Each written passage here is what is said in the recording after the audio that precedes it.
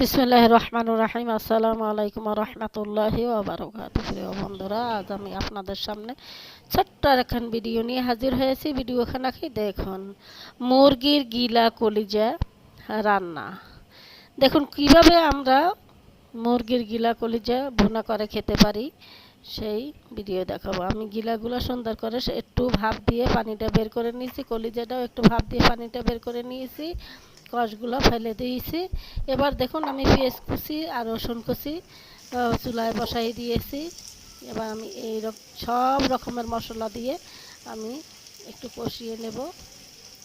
তো বন্ধুরা দেখুন, আমার পেস্ট একটু নেড়ে চেড়ে একটু ভেজে নিয়েছি। এর ভিতরে আমি এখন সব রকমের মশলা দিয়ে দেব।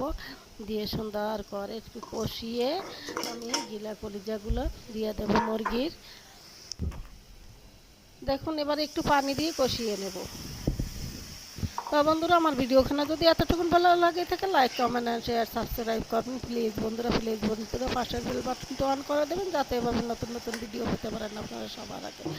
এবার আমার মশলাটা কষানো হয়ে গেছে, আমি গিলা কলিজাগুলো সুন্দর করে দিয়ে দিয়েছি। এবার আমি সুন্দর করে একটু কষিয়ে দিয়ে দেবো পরিমাণ মতো জল, যাতে আমার মুরগির কলিজা গিলাগুলো সেদ্ধ হয়ে যায়। এবার দেখুন আমি ঝোল দিয়ে দিয়েছি।